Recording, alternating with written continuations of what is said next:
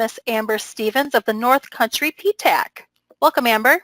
So before we get started today, I just want to plug our event that's coming up next week. On April 3rd, we will be hosting our annual North Country Matchmaker that will be here in Watertown, New York. And that event is going to be a great success if you are able to make it. I highly encourage you to do so, and we will be talking about how to make the most out of that event throughout the presentation today, and I'll be discussing a little bit more about that at the end of today's presentation as well. So we're here today to talk about what it takes to be a successful government contractor.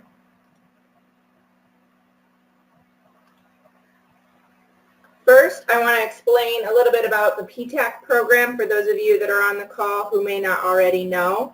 The PTAC is the Procurement Technical Assistance Center, and it is a program that was established to expand the number of businesses capable of engaging in business opportunities with government agencies.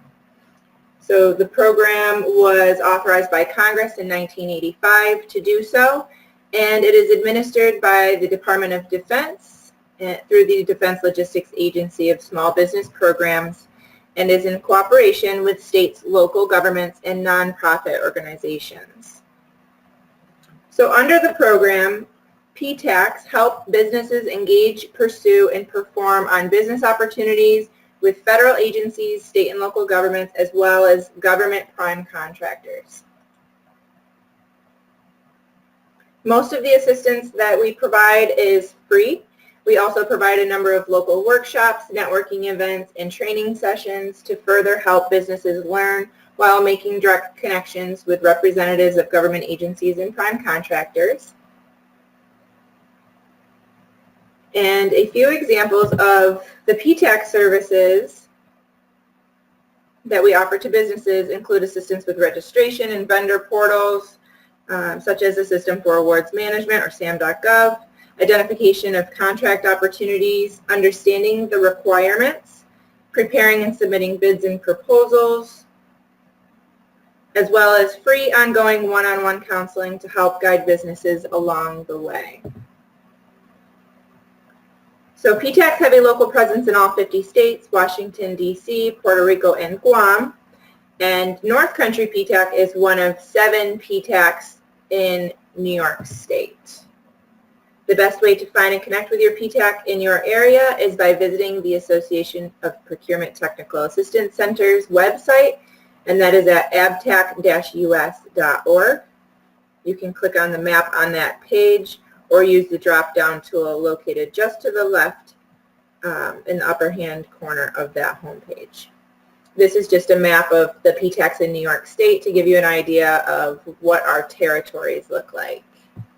So depending on where you're located, you will want to reach out to the PTAC that covers your region.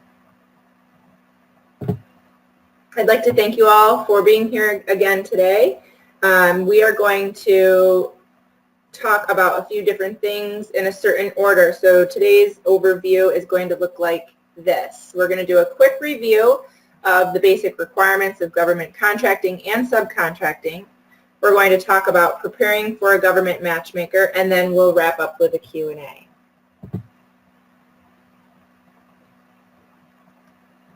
All right, so the small business size standards are established by the SBA and are categorized by your NAICS codes based on average annual sales or number of employees.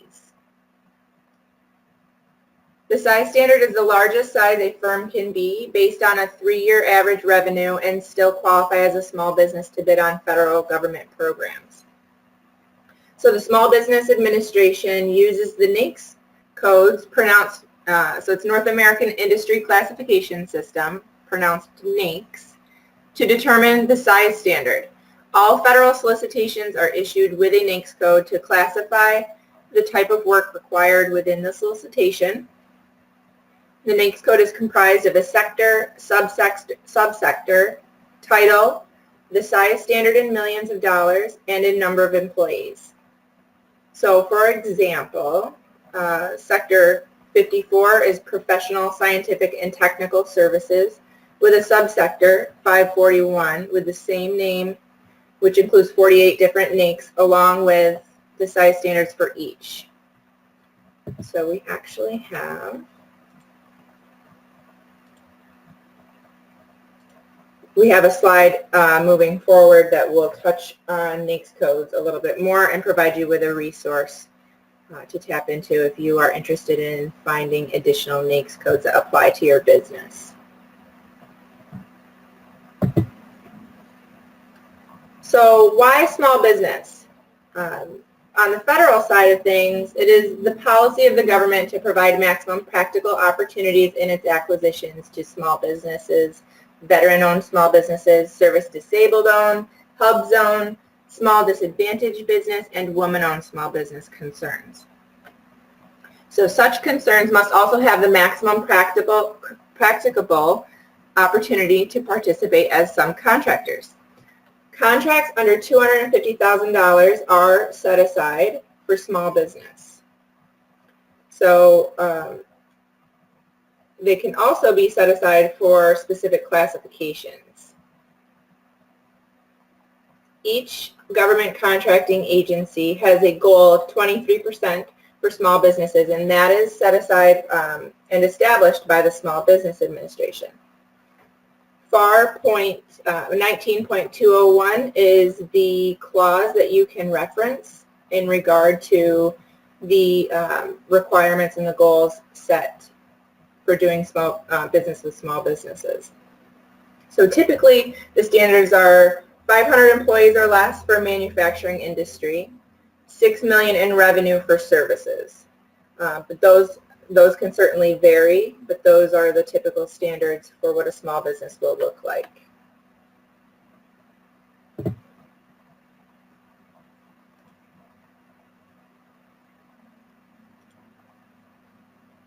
Some of the different small business programs and certifications that you may qualify for are listed here on the federal and state level.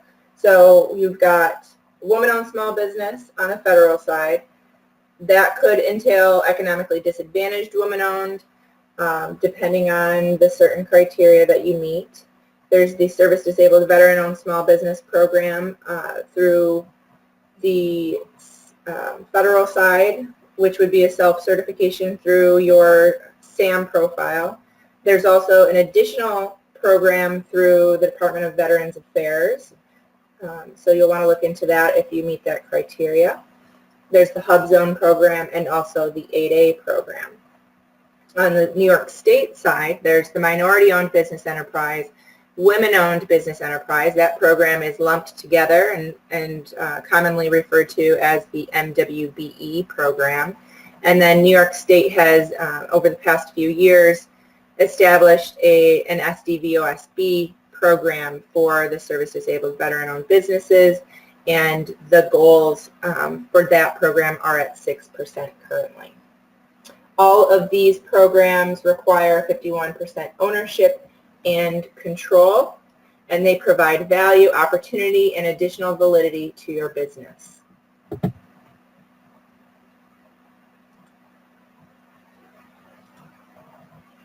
All right, so this is the slide I mentioned previously that touches a little bit more on your NAICS codes. So there is a link provided here. The census.gov link tends to be the most useful when you are searching for codes. And this is one of the first steps that you'll want to take in becoming a government contractor. You will want to accurately determine if you can qualify as small under your SBA size standard according to the NAICS code you choose. So identifying the appropriate codes for your business before registering in SAM and pursuing any small business programs is going to be key. Another way to find out your codes is to do some research on other contracts and some other primes who are winning contracts to determine what their codes are. And we can talk about that in more detail moving forward. Here's a screenshot of what it will look like when you're on the census.gov website. So if you just type in, you can enter your keywords in the top left corner, and it will bring up any matches that there are for NAICS codes that are associated with those keywords. Keep in mind, NAICS codes can be pretty broad and include quite a lot of different types of services. So depending on what the code is, what your service is, you may have multiple codes or you may just have one. You are required to have a primary, and the primary should be the one that you do the majority of your business under. So what does a government buyer look like or look for? Not all government entities are alike. State agencies, municipalities, and other entities have varying purchasing procedures and or restrictions, so you'll want to keep that in mind. But your business must be responsive and responsible to become a contractor. So you'll want to have adequate financial resources, be able to comply with the required or proposed delivery or performance schedule, have a satisfactory performance record, and a satisfactory record of integrity and business ethics. You'll want to be using accounting and operational controls, have technical skills. If you have safety programs that apply to the materials that you need to use to perform your work, you'll want to have those in place and documented effectively, and any necessary production or construction and technical equipment and facilities. So those are all things that the government buyers will be looking for when they're meeting with you at these events. Once you are able to identify your NAICS codes, you'll want to take the first step in completing your SAM or federal contracting registration. That first step is acquiring your DUNS number. So this is a registration through Dun & Bradstreet. It is free, so you should never have to pay for this. And you can register online or contact your local PTAC for assistance with getting your DUNS number. This is what it will look like when you go to do the registration online. It's just to give you a feel for whether or not you're going to be on the right screen when you go forward. And then once you have your DUNS number, you'll be able to move forward with getting your SAM registration completed. Typically, it takes up to 48 hours for the information that you enter into the Dun & Bradstreet portal to be able to be found in SAM. However, it doesn't always take that long. So you'll want to give yourself time. If this is not a process that you have gone through yet, I recommend starting that now because it can take a week or two depending on any hurdles that you might encounter throughout the process. So DUNS number, once you have that, you can get started in the System for Awards Management. So this is the portal where you're going to be able to enter all of your NAICS codes, your product service codes, and your contact information. This is for any interested party that wants to do business with the federal government. There is no fee to register. I'd like to always note that chances are you're going to be contacted by a third-party company who will offer to assist you with your SAM registration for a nominal fee, and that fee can vary, but as long as it's them telling you that it's going to cost you something, then you may want to contact your PTAC first for assistance because it should be free of charge. Here's a screenshot of what it looks like when you get to the System for Awards Management screen. There is a second portal that you'll have to go through in order to get logged in, and that's login.gov. And you'll just want to click on the screen on the login button in the top right-hand corner of your screen to get started. So once you're registered, you're going to want to continue on with registrations, and that's going to allow you to connect to the opportunities on the various bid board sites that are out there. So here are just a few that are the most important as a New York State contracting company, you will want to be registered with FedBizOpps on the federal level. That's where federal opportunities are posted. And then also Unison Marketplace, which is the new name for FedBid. And FedBid is the reverse auction website that federal agencies like Fort Drum, the Department of the Army, for instance, utilizes to post their opportunities. And so they'll also post them on fbo.gov, but then when you want to submit your proposal, you'll have to do that through FedBid, which is now being referred to as Unison. That was a very recent name change, so take note of that. And then for New York State opportunities, you will want to be registered on New York State Contract Reporter. Click the link there, get registered, and that is the bid board site for New York State opportunities that are $50,000 or more. In addition to that, for local government opportunities, you will want to be registered on Empire State's BidNet website, and that is bidnetdirect.com/new-york, and that should not cost you anything either. So I highly recommend, if you have not already created a registration at each one of these portals, you will want to move forward with doing so. In addition to New York State Contract Reporter, there are opportunities directly with the Office of General Services in New York State. And OGS is responsible for the state system of centralized contracts. So there are presently more than 2,500 centralized contracts in place, valued at over $5 billion, and contracts meet a broad range of commodities, services, and technologies that fit the form, function, and utility requirements of contract users. So generally, a centralized contract is established through an open competitive bid process among eligible businesses for the purchase of commodities. Service and technology contracts are procured using best value, and there are 3 types of centralized state contracts. Those include commodity contracts, service contracts, and technology contracts. So you will also, if you're interested in any of those opportunities, you will want to go to the OGS website that's listed here, and you can search for existing contracts there and review any bid opportunities.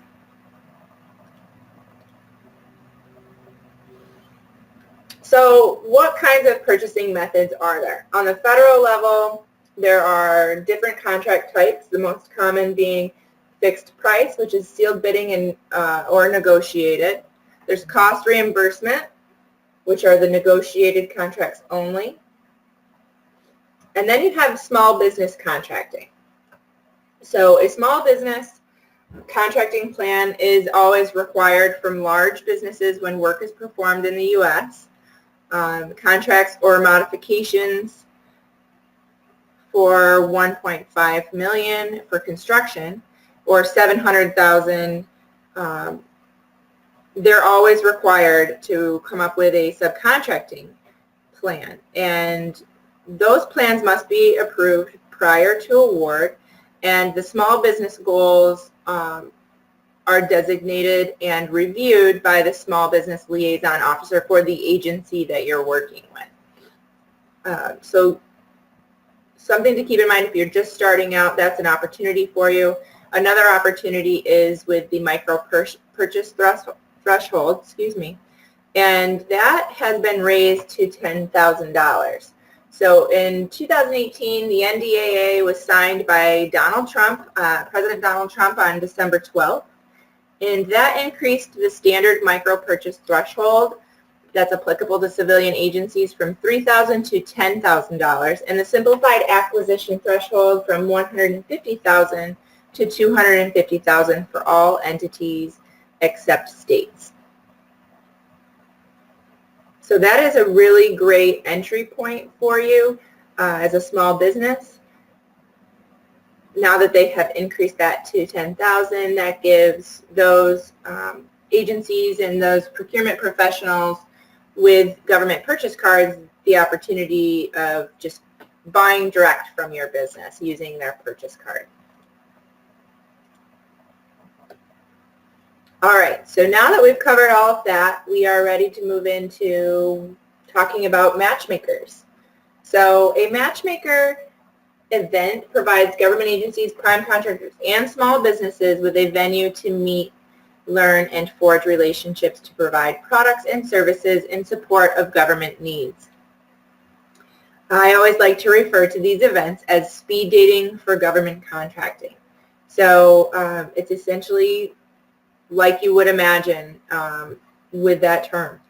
When you go to a matchmaker, you can expect to have a certain amount of time with each agency or prime contractor that is there, and you will want to be prepared to move from one table to the next and be able to pitch your goods or services to those agencies or primes.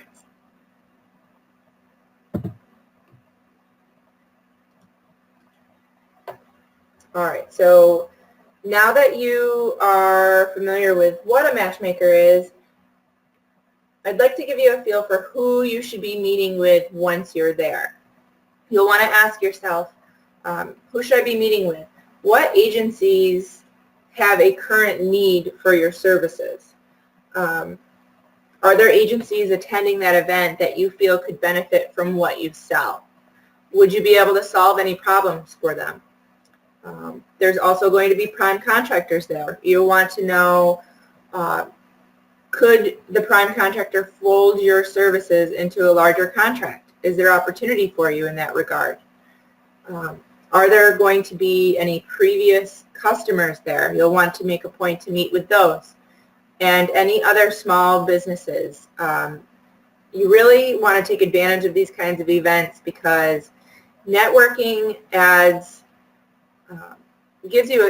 gives you a competitive advantage over your competition. So anytime you have an opportunity to network, I recommend that you take advantage of it, especially when it is a government matchmaker, and you're going to be surprised the amount that you can learn from just speaking with the other small businesses who are there.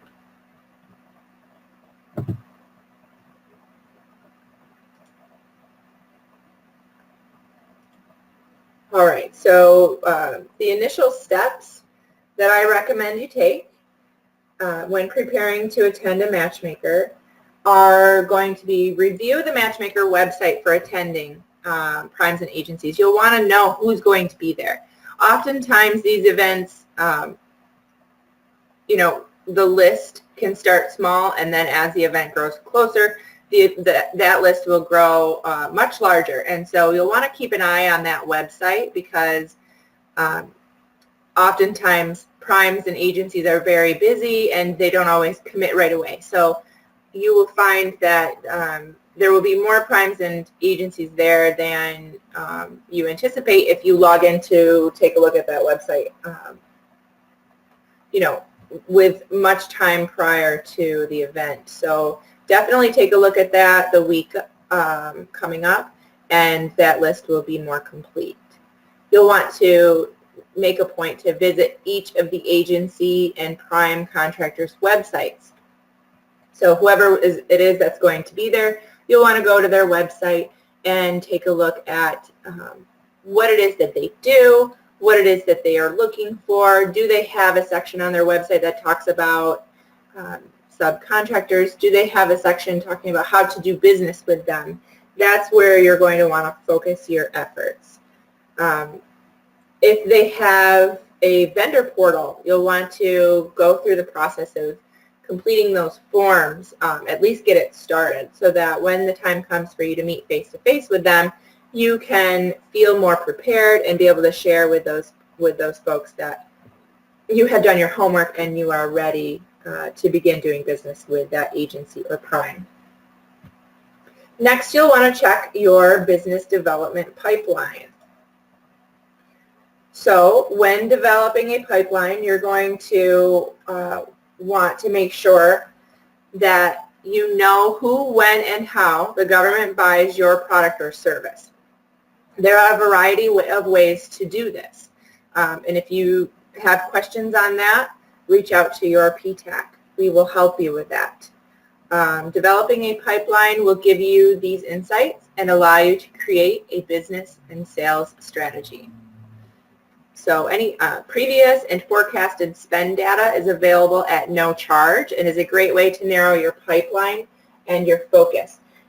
So if you are interested in determining what those look like, I will be sharing a link on the next screen. And this is going to take some time, so you'll want to make sure that you give yourself enough time to prepare for this kind of an event.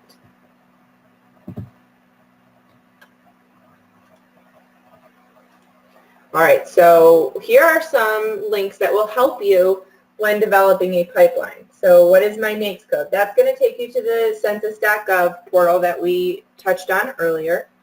And then for some market research, you will want to visit the Federal Procurement Data System. This is a system that's going to provide you with insight on contracts that have been awarded in the past. And you can search by a variety of things using your keywords, your NAICS codes. You can search by location, state, whatever it is that you're looking for. This portal is going to be like gold to you because it's going to give you insight that you may not already have. It's going to show you who your government agencies are that you have a potential to work with, who your potential competitors are, and your potential partners. And it's going to give you kind of a way to determine where you want to focus your efforts moving forward with government marketing. FedBizOps, we talked about that earlier. That is fbo.gov. Each one of these is clickable, and you'll be able to see those in your slides. So moving forward, there's the Federal Agency Procurement Forecast. This will give you some insight into the agency's procurements forecasted for the year. And then New York State Contract Reporter, the bid board site for New York State opportunities. New York State spending. This is openbooknewyork.com, and it is basically like the New York State version of FPDS. It's where you're going to conduct market research. And then so prime contractors, the link here is going to take you to Lockheed Martin. They're just an example of a large prime that has a supplier portal and requires certain documents in order to do business with them. So you'll want to take a look at that and any other prime agency websites that have vendor portals. So what should I put in my pipeline? You'll want to select the right mix of prime and subcontracting. Businesses that are new to government contracting are going to have a higher potential of success as a subcontractor. So you'll certainly want to consider subcontracting if you have not already. You'll want to weigh the contract value with experience and capabilities. Also, when reviewing your opportunities, you'll want to ask yourself if you need a partner. Does it make sense to partner with another firm or another business that can help you accomplish the tasks at hand? You'll want to have a manageable number of opportunities on your pipeline. So time and resources needed to develop those relationships, time and cost of responding to the proposals.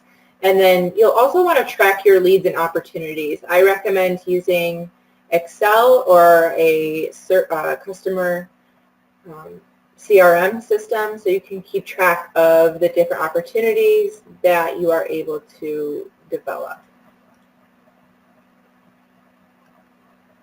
All right, so preparing your government marketing materials. What you should bring to a matchmaker should include government marketing materials such as a capability statement. You will want to make sure that it is complete, and you'll want to keep it professional. We're going to touch on that a little bit moving forward. You will also want to bring your business cards and make sure that your email address is if you're using like a free email account, you'll want to consider using your name or your company name. You'll want to keep that email address as professional as possible. And you will want to review your website for ease of use.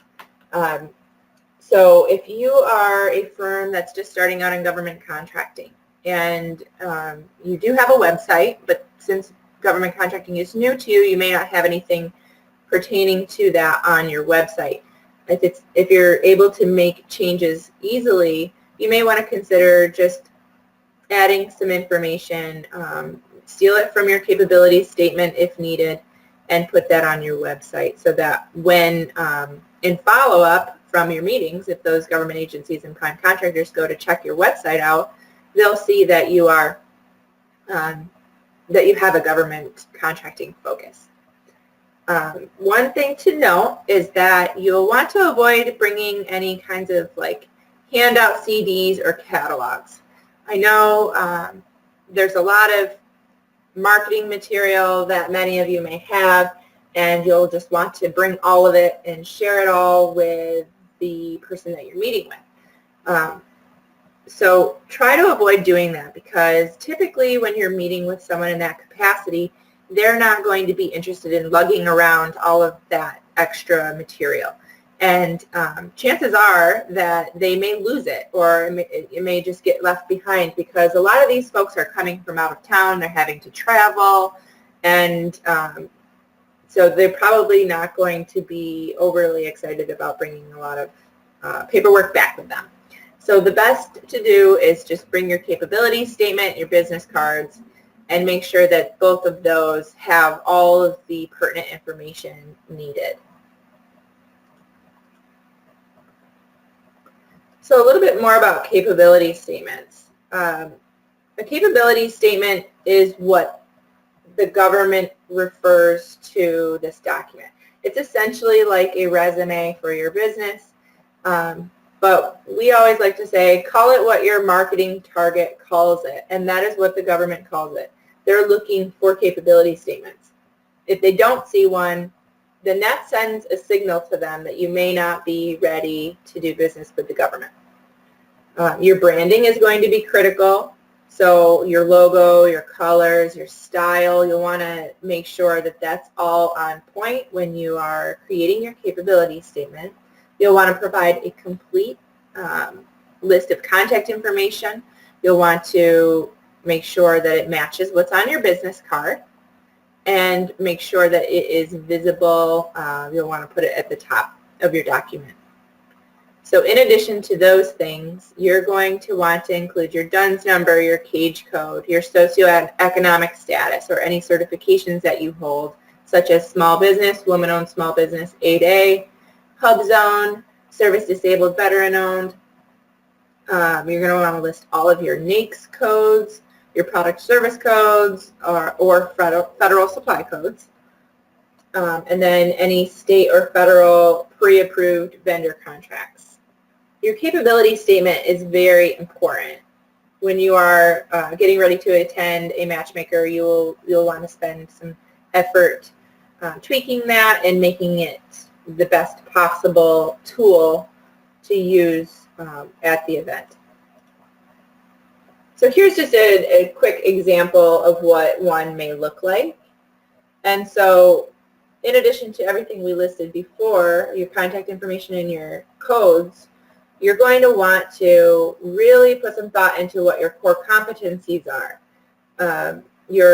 any experience that you may have, your differentiators. So basically explaining in a brief bulleted format what sets your business apart from your competition. And then below are the certifications and then some tips.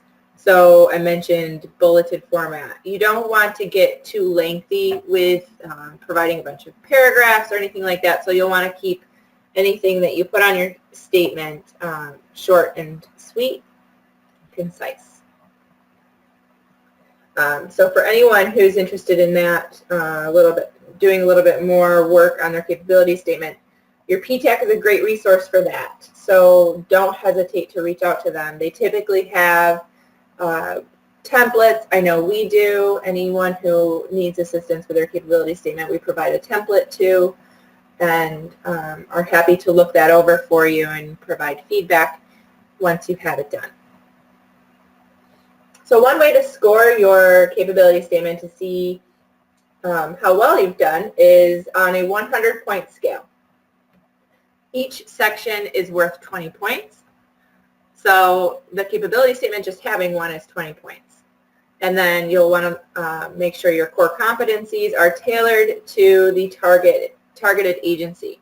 So in preparation for a matchmaker, when you're going to be meeting with multiple agencies and primes, you'll want to make the decision as to whether or not your capability statement as it stands today is going to send a clear message about how your business can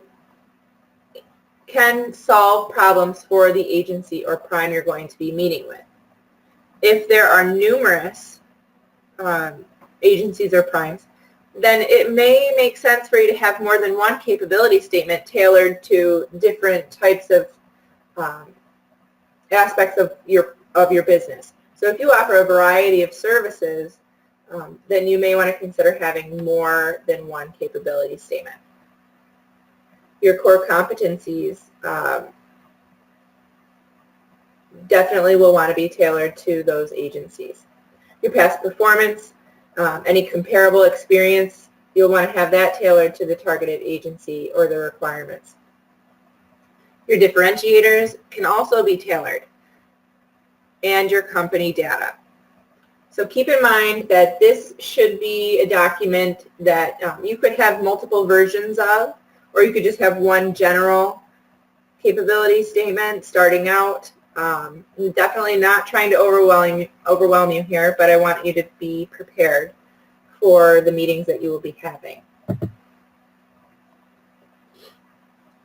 So moving into the actual meeting itself, there is a format, and all matchmakers tend to be different in their own way. Some have longer meetings than others. The matchmakers that I have had experience with have all been 10-minute meetings. So typically you'll have about 10 minutes, and I recommend that's what you prepare for. If it's longer, then great. I don't imagine that it would be any less than that. But when you sit down with a government agency or a prime contractor, you'll want to do your introduction. You will want to share with them your value proposition and describe how your company will help them. You will also want to ask about any upcoming or researched opportunities. Make a point to just stop and listen to any feedback that they have. I think that's very key. And to bring a notepad and have yourself organized so that you're able to just make sure that after the event you can take a look back and remember what it was exactly that representative had to share with you is going to be very valuable. And the interaction to determine best fit. So that is how you're going to want to wrap your meeting up, and you'll want to decide in conjunction with the representative you're meeting with what the best way is for you to follow up and who the best person is for you to be in contact with. Sometimes it may not be the person that you're meeting with. So keep that in mind. They may be with a different department or something like that. So I would be sure to be asking that question so that you know who exactly the best person is for you to be in contact with. And just, it's okay to ask them questions, but also make a point to listen to what kinds of feedback they have to share. I wanted to share with you some tips for success. So the majority of the matchmakers that you will attend will always be the appointments being offered on a first-come, first-served basis. You'll want to consider bringing a partner for agency sign-ups. This will increase your chances of securing the meetings that you want. So typically when you attend a matchmaker, you're going to have the opportunity to sign up to have a meeting with each one of the agencies and primes. you'll want to know exactly who those agencies and primes are that you want to meet with first and put them in a priority order. You more than likely won't have time to meet with everyone who will be there, so you'll want to know what your top 10 are and go from there. Once you're able to secure those meetings by signing up, you'll want to make sure that you're not going to miss those appointments. So oftentimes there's other things going on during that day other than the matchmaking. There's networking with exhibitor tables, and there's different breakout sessions and workshops. So definitely keep track of what appointments you sign up for so that you don't miss any. Once a sign-up sheet is full for the day, it's typically full, unless you're able to catch someone that missed their appointment and you see a representative sitting there by themselves twiddling their thumbs. That's typically a good sign that someone stood them up. So you may be able to sneak in that way, but you'll definitely want to keep a certain level of professionalism in mind when you're doing that. But also just note that it is a first come, first served basis, and once that sign up sheet is full, that is, it's unfortunate, but chances are you'll have to wait for another opportunity to connect with that individual. So there's no further guarantee that you'll be able to speak with that representative of the company during the event, but potentially moving forward. The list of names and primes and agencies who plan to attend is always subject to change. So we talked about that a little earlier. The primes and agencies typically wait until the last minute to sign up, and that's not always the case, but from my experience, that is what happens. And it's just because they're busy and they have to kind of make sure that it's something they can make the time for. And so those things are always happening. In addition to that, even if they do sign up to attend and they're on the list, sometimes things happen and they're not able to actually be there that day. So if that happens, just keep in mind that that's just kind of how it goes sometimes, and you may be able to ask the coordinator of the event for their contact information, and if that's something they're able to provide, they'll give it to you and you can reach out virtually. So some additional tips for success. You'll never you'll never want to lead in to a conversation with your socioeconomic classification. So this is a value add for your agency, but it doesn't define who you are or what you do. It's not your total value is not held up in this socioeconomic classification. So it is important, but it's not something that you should put all of your value in. So the most important piece is really to share with them how you can help them. That's what they're there to hear. You'll want to be careful with name dropping. It is a small world, so if you are doing that, you definitely just want to be cautious with how you go about it. And you'll want to make sure that the person whose name you're using is okay with it. We see that happen from time to time. So you'll also want to plan to discuss upcoming requirements, needs, and any pain points that you are having. So it's a great venue for that. It's open discussion. You'll be able to share what kinds of specific questions that you have with that individual. And if they don't have your answer right off the hand, then chances are they're going to be taking notes as well, and they're going to be going back to the office to get your answer for you, and we'll be following up. That is the best case scenario anyway.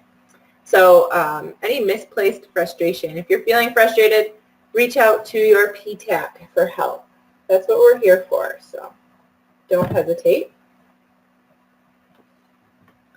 Here are a list of some questions that you could potentially ask any government agencies. So this is agency specific. Are you currently buying are you currently buying our product or service? That's a great place to start. You'll also want to ask, is the item currently under contract? When will the contract expire? Where do you list your requirements? This will really help you learn how to navigate through selling your product or service to the government. You'll want to ask about buying methods. Do they use a credit card? That $3,500 acquisition threshold. You'll want to ask about GSA contracts. Are they using GSA to post opportunities and to buy? Which office at your agency or firm does the buying? You'll want to know if you're talking to the right person. So is it the central office or an individual location purchase? You'll also want to ask, how do I contact the appropriate buyer or buyers? What is the best method for first contacting the buyer or program manager? So it's going to be possible that the person you're speaking with, although they are with the agency that you are pinpointing and attempting to market to, they may not be the right person.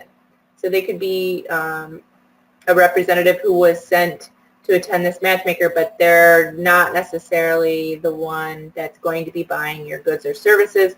And so you'll want to find out specifically who that person is.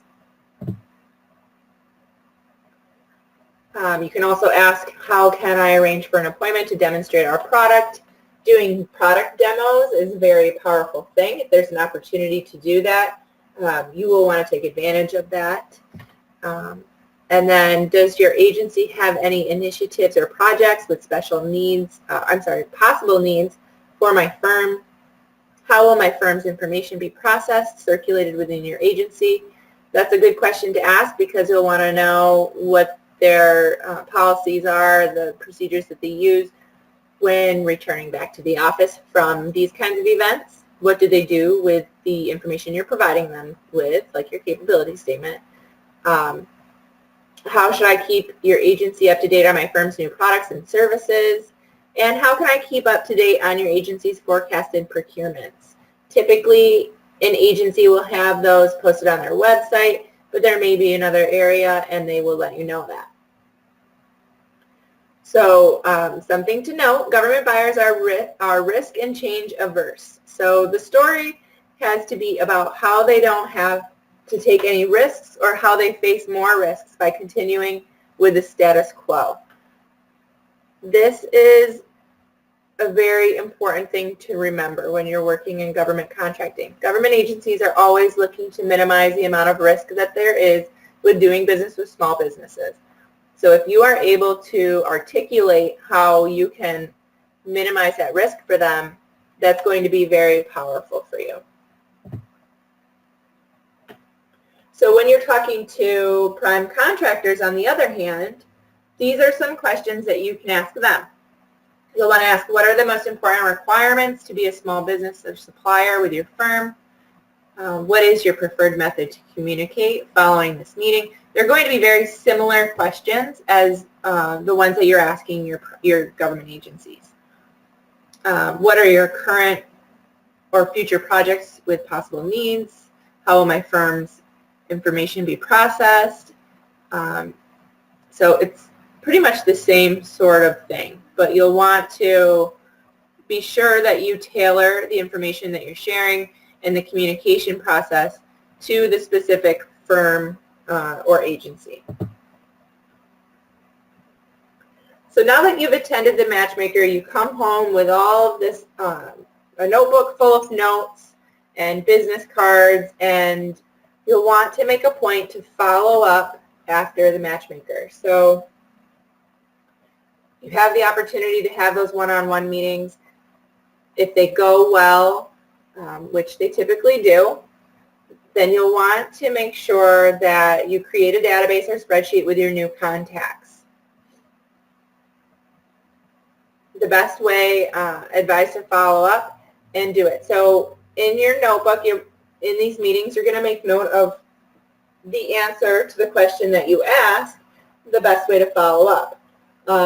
You'll definitely want to give them a little bit of time, maybe a day or two.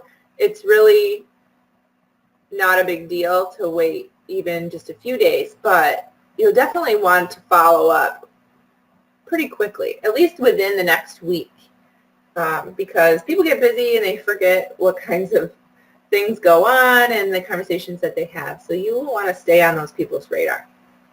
You're going to always update contacts with news about your firm and set realistic expectations and timeframes. So planning for future follow-ups with an end goal in mind is very important as well.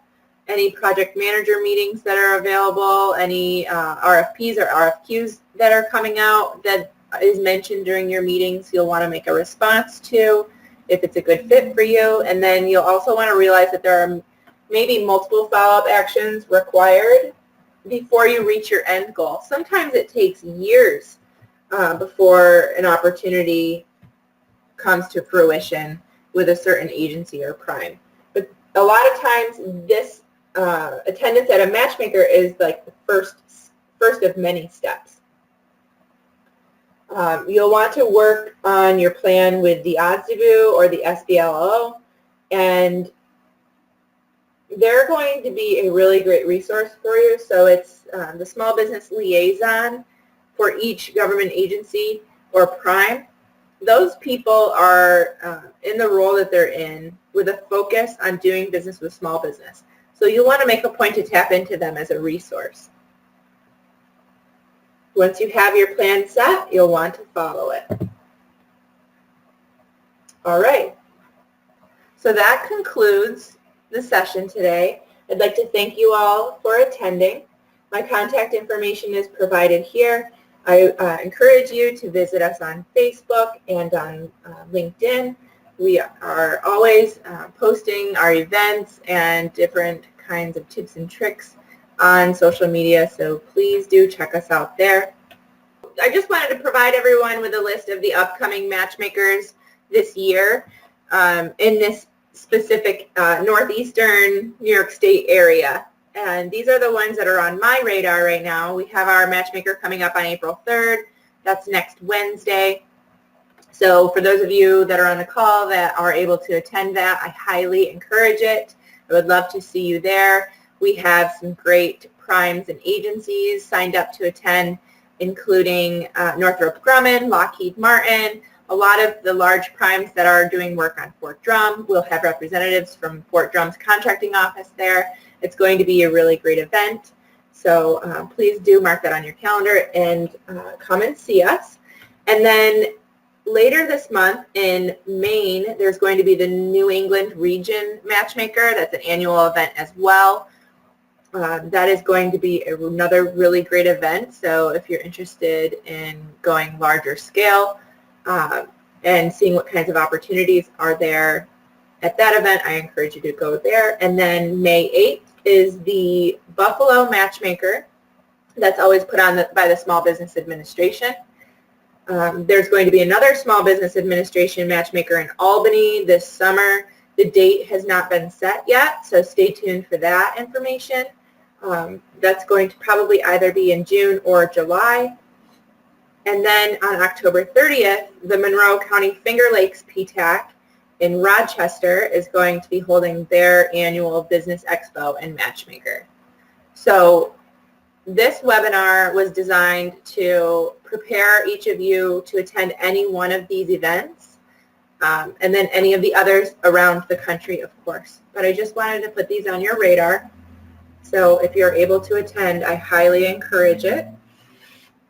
And that does wrap it up. So if anyone has any questions, I'd be happy to answer them.